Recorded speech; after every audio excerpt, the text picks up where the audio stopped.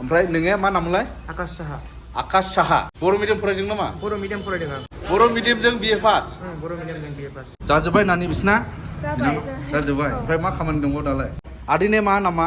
अमुल्य मण्डल। अमुल्य मण्डल। ओमफ्राय आदैने? सुसेन राय। सुसेन राय। एफा मोजां बर' गोरों। जोंनाव मानो बहाय होनबा? औ नंगौ। केस खा नामा? केस फाइनान्स फिनान्सजों खोथा गैया? लेनदेन गैया। बिहामजो दंना गैया? बिहामजो मोनथ'वाखै। मोनथ'वाखै। बिहामजो फैला एखे आं बेयावल' लोंगोन होनना बुंखा। डायमन्डफोरसो दं नामाब्रा? नों आरो बारा सा लोङा रानदां ने? दै गुदुं लोंदोलै। दैलि लोङो साखौला। नंगौ जाबाय। लोंबाय थादो बे गराय खारनाय गोनांलायावनो लोंबाय थादो एबार। खुलुमबाय लोगोफोर।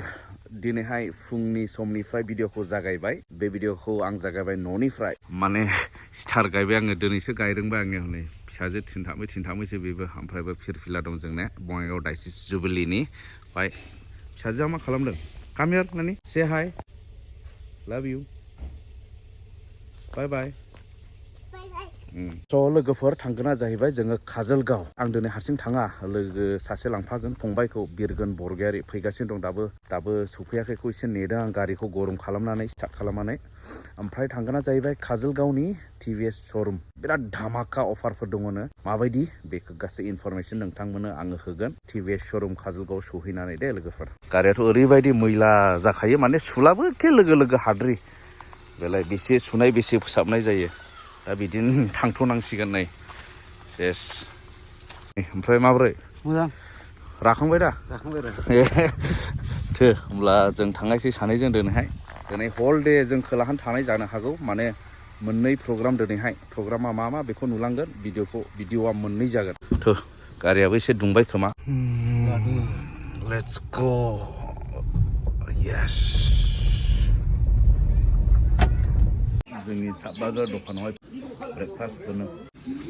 बिदि लाइफां बिलाइयाव थनलायखानांगौ ओमफ्राय एसे रोजा जानांगौ आंनिया बिदि थादेरनांगौ गुगुनि। बास मोनफैबाय नै लोगोफोर दैलामबारि आमथेखा दैलामबारि। ओमफ्राय नैबो जिगाब लाबोदों नै मोसौ गारिजों माइ जिगाब। येस बिदिखौ नुलासो एसे गामि मोनो दा आस्ते आस्ते गोमालांनो हमदों दे इदियाबो खिन्थु ने। क्लासिक फिलिं फैयो। Classic classic.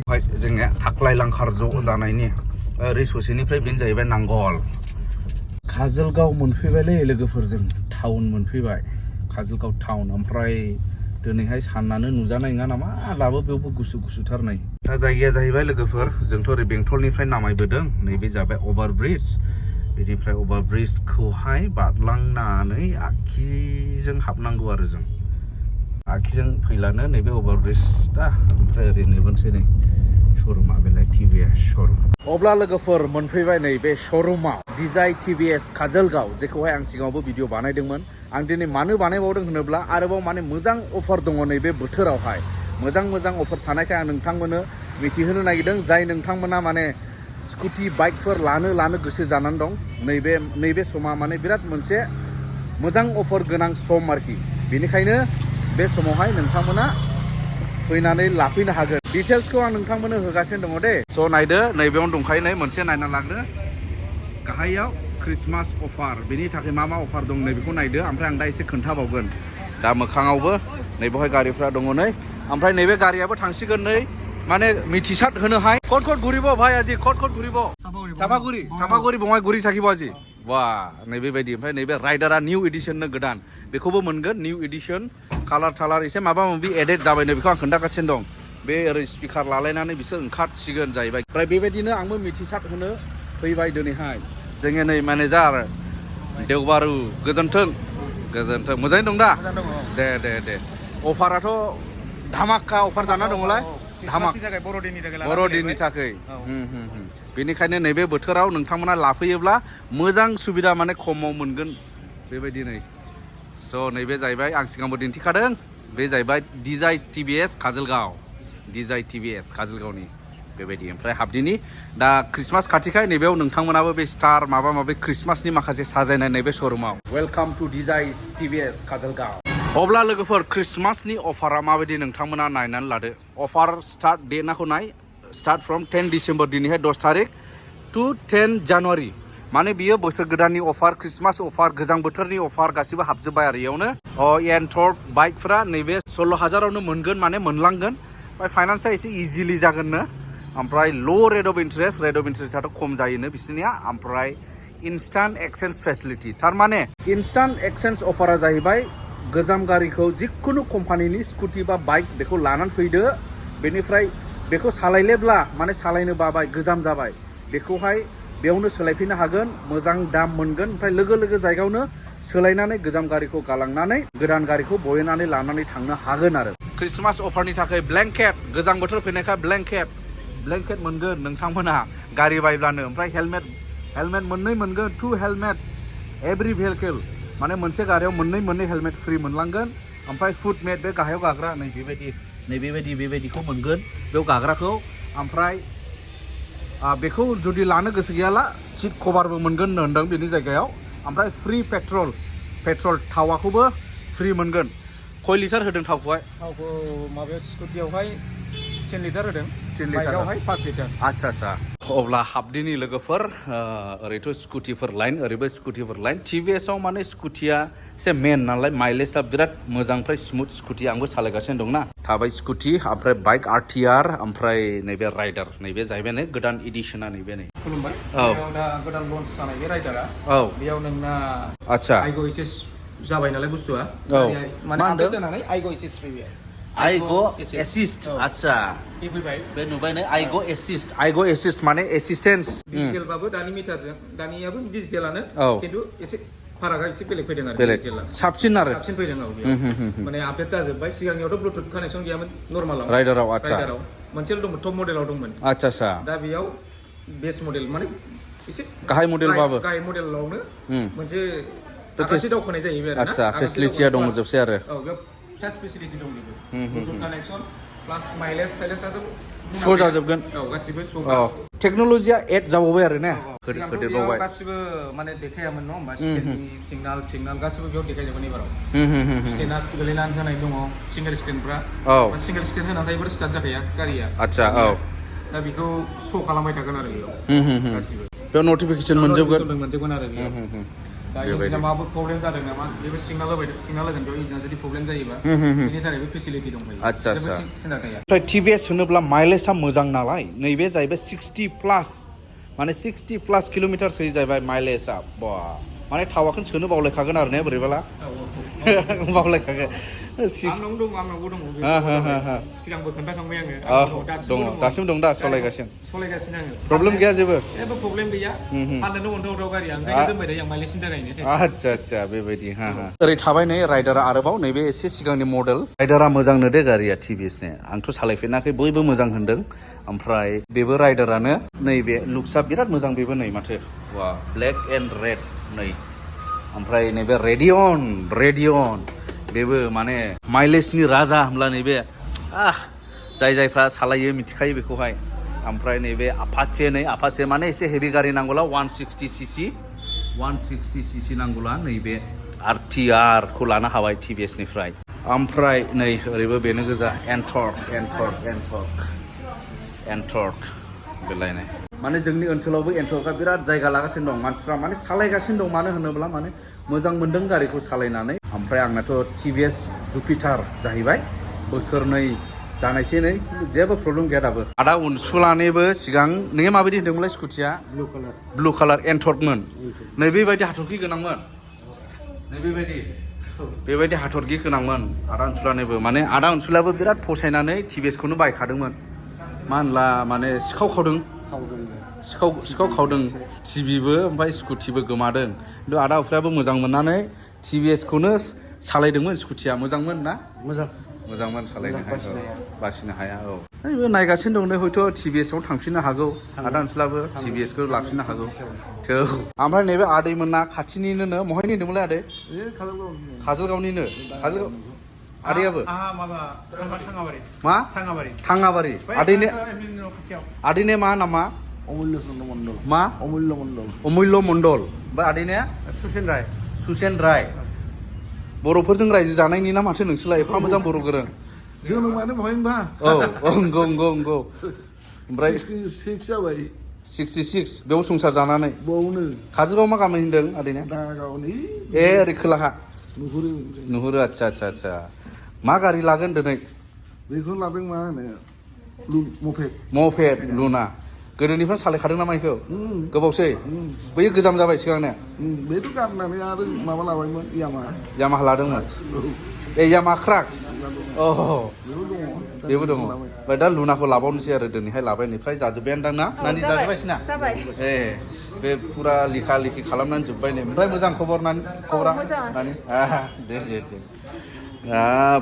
बेलाय नै माल पाति होदो लांदो केस खा नामा केस फाइनान्स फुइनेन्सजों खोथा गैया लेनदेन गैया फुरा केस खानै लांखागोन नै आदैया खेला मोनदों बेखौलाय मानि EMI माबा TMI फाइनान्स बेलाय ना दे जाजोब्बाय नानि बिसिना जाजोब्बाय ओमफ्राय मा खामानि दंबावो दालाय दा नाम्बार प्लेटनि OTP लाबोनांगौ नाम्बारनि नाम्बार रेजिस्ट्रेसननि बेथ' लोगो आजिखालि आच्छा दा लोगो रेजिस्ट्रेसनाबो जायो आजिखालि सोरबा मिथियो सोरबा मिथियो बिदिनो 10 दिनसो लायो आरो प्लेटआ खिन्थु नाम्बारा थाब जायोना औ आरसिया थाब जायो थारमाने ओमफ्राय प्लेटआ जोंनि जायगायाव बानाया नालाय ओंखायनो सफैनायाव टाइम लायो बयनिफ्राय फैयो प्लेटखौ जों गुवाहाटीनिफ्राय आच्छा बेबायदि आरो ओमफ्राय दसे नेबाय थादो होमब्ला गारि गोदाननि सा लोंनाङालै आदै दे जागोन दे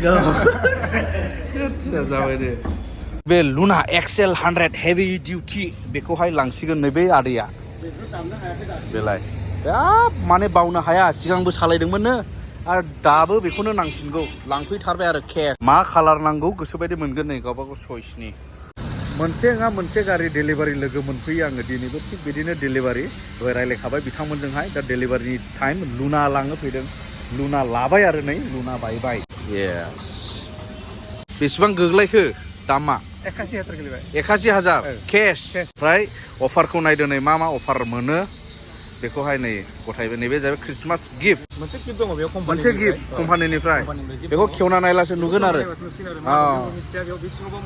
आच्छा सनाखौ हरदों नामालै आदै सिङावलाय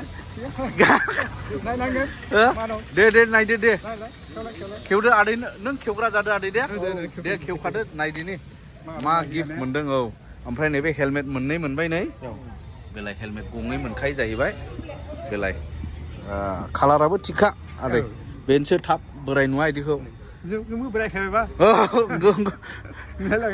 बोरायनायखानो बोराय कालार रङाबो ने बोरायनि बायदि दे खेवदो दे आदै दे जाबाय होद मोजांब्रा बे मा साबि लाग्रा नामा साबि रिं मोनबाय नै होद मोजां बिराद मोजां नै साबि लाग्रा आच्छा ओमफ्राय बेयो काप होद साहाखौबोल' लोंदो नों आदै एबारनिफ्राय बिहामजो दंना गैया मोनथ'वाखै बिहामजो फैला एखे आं बेयावल' लोंगोन होनना बुंखा बेखौ बुंफैबाय ओमफ्राय रुमाल बेखौ लाफाबायखादो नों आदै हाद्रि फुरसिनो बा दे गारि गोदाननि गोजोनथोंसै आदै मा मोनलाय नामा सुसेन राय आदै सुसेन राय ओमफ्राय नैबे अमूल्य मण्डल नैबे आदैया जाबाय होमब्ला फार्स्ट सालु होमब्ला होनायसै जागायनायसै गानाङानो माथो सिन्था गैया होलांबाय आरो गारि लाग्राफोर दंफैबावोसो नै TVS खौनो मोजां मोनखायो नोंबो ना मा लायो लानाया स्कुटि एन्टर जाबाय अबेखौबा लायोनो बेखौ नैबे गोजाखौ बेखौ लायोनो बे बिथाङा बेंटलनिफ्राय फैदों आरो नै दाने आजिखालि माबा फट'बो खेबलायनांगौ नै गारि बायनायावहाय सोरबा खेबजानो गोसो गैयाला गारि मोनलाङा खिन्थु दा बिथांनि एसे फर्मेलिटिस मावगासिनो दङ नै कुन्टु फाइनान्स आपना HDB आवनोथ' प्राय जायो स्कुटिया ओमफ्राय नोङो मा नामलाय आकाश साहा ओमफ्राय मयनिथो नोंलाय आं बासुगावनि बर' एक्सपार्ट दङ मानसिफ्रालाय साहा ने नों अबे फाइनान्सआव मावगोन HDB आवनो ना दा माने गोदान जइन जादों ट्रेनिं खालामगासिनो नों मा फरायदोंमोन होनदों आं BA कमप्लिट खालामदों BA कमप्लिट बर' मिडियाम फरायदों नामा बर' मिडियाम फरायदों आं आइयाव बर' मिडियाम फरायलायबावदों बर' मिडियामजों BA पास बर' मिडियामजों BA पास बाब बिमाबो बिफाबो बिमाया बर' बिफाया हारसा आच्छा काहानियाबो एसे थाबाय दे बिमाया बर' बिफाया हारसा दा बेबायदिनो रोखोम मानसिफोर लोगो मोनफैगोन डिलिंसआव सिन्था गैया माने फ्राय बर' नङाब्लाबो बर' गोरों आरो बेवहाय ओमफ्राय बै बिनानाव थाबाय हनै गुरैनो बिनानावा बेथ' मा मोनलाय नामा औ हायनारि सिख्ला दंखायो बेवहाय रिसेपसनिस्ट ओमफ्राय अफिस एसिस्टेन्ट अफिसनि खामानि मावग्रा आरो बिदिनो जोङो साहा लुना होबावबाय नै आलासिफोरनो जोंनि बिनानाव हायनारिया साहा लोंनायसै नै साहा गाइखेर साहा एन्ड केरेला नोंलाय गारि लाथ'वा लागोन एसे उनाव लागोन नोंसिनिबोथ' स्कुटि दङ ना दंथ'खायो नालाय नेगासिनो दं जानो औ माला ज' जिरायो आच्छा जादिनि फैदो आदा अनसुला हाहा मोनसेबाव डेलिभारि दे दानि स्कुटि नै एलाय गानहोबाय नै बा गारि बायनायाबो मामुलि खोथा नङालै बेलाय नै बेखे मा हौवा हिन्जाव खेबसेन जानायनि बायखाबाय होनदों नामा नोङो औ मोननैबो सोलिनायनि थिग ओमफ्राय नैबे मा होनो नैबे बान्था दंबावोसो गिफ्ट औ खुलिखादो दे आनबक्सिं खालामखादो ओमफ्राय हेलमेट थाबावगोन गोदो बिसिलाबायलानो जायोलै जोङो सिङावनि आसल मालासो ना औ डायमन्डफोरसो दं नामाब्रा नैबे साबि लाग्रा नैबे गराय दंलायनो गराय गस्लाफ्राव बे ओरै लागायग्रा गराय ओमफ्राय बे फालि हुगारग्रा रुमाल ओमफ्राय नैबे जाहैबाय काप नों आरो बारा साहा लोङा रानदांनाया दै गुदुं लोंदोलै नोंगौ जाबाय लोंबाय थादो बे गराय खारनाय गोनांलायावनो लोंबाय थादो एबार सिन्था गैले जाबाय खिन्थु हेलमेटबो मोननो जाहैबाय बेलाय नै नङाला बे ससेयावनो पुलिस हमला बोरै जानाय हेलमेट नांगौथ' औ फाइन नाङाय ना जाबाय हेलमेटाबो मोजां क्वालिटिलै मोननै होयो हेलमेटा क्वालिटिया मोजाङानोथ' नै हेलमेटाबो बेलाय नै इदियाव सिनायखायो नै क्वालिटि मोजां हेलमेटाखौ बेलाय औ वा जाबाय नोङो महाय होनदोंमोनलाय न'आ बेंटलनि 1 नं सेरफांगुरि दे दा नैबे जोंनि बाहागिया नैबेखौ लाबाय नै एन्टर्क 125 रेस एडिशन माने दाब्रायनायावबो बादिलाय जाबावसोदां नै रेसिंआवबो वा औ रेस एडिशनाव पेन्ट्रक रेस एडिशननि दामा 1,18,000 ओमफ्राय नोंना जोंना आरो नैबे सेकेन्ड टपाव दंबावो नैबे सेकेन्ड टप बेनिफ्राय बांसिन बे औ बेनिफ्राय बांसिन बियो औ बिराद 2,000 बारा जालायबाय 2,000ल' बारा ने आच्छा बेयो मा सेकेन्ड टप एक्सपि नैबे बेहा जाहैबाय नैबे रेस एडिशन बियो ओमफ्राय नैबे मा होनदों एक्सपि एक्सट्रा पावार जायो एन्टर्क एक्सपि एक्सट्रा पावारानो एक्सट्रा दंलायखायो आरो ने सबसे नैबेबायदि मोदानलायनाय नांगौला बियो जाहैबाय सबसे हाइएस्ट दामनि बियो एक्सटिसलाय आरो बे नै एन्टर्क 125 एक्सट्रा माने एक्सट्रा टेक्न'लजि गोबां टेक्न'लजि दं बेवहाय ब्लाड टेस्टबो खालामजायो नामा ब्लाड टेस्टबो खालामजायो बेयाव नोंना एक्सट्रा टेक्न'लजि होनना बुङोबा मा टेक्न'लजि हाबनानै दं बेयाव नोंना डिसप्लेया डाबल जागोन डिसप्ले डाबल साइड मोननै बेयाव नोंना गासिबो फुललि डिटेल्सखौ नोंनि माने प्रफाइल सेटिं बानायनो हायो गासिबो नोंनि फट' गासिबो नुजाजोबनाय बानायनानै लाजोबनो हायो बेयाव ब्लुटुथ कानेक्सन जाजोबबाय नालाय बे आरो माने टेक्न'लजियाबो एसे एडेड दङ दामाबो बारा 1,30,000 टप मडेल एन्ट्रकनि टप मडेल नैबे जाहैबाय लवेस्टआबो गाज्रि नङा नै थिगानो नुयो लवेस्टआव जोंना मोनथाम कालार थायो ओमफ्राय बेसे लवेस्ट टपा बेसेबां गोलैयो दामा 1,13,000 नैबेजों बे लवेस्ट टप मडेलनो 1,13,000 मोनगोन बेखौहाय गासिबो स्मार्ट कानेक्ट जोबखा ब्लुटुथ कानेक्सन जाजोबगोन आरो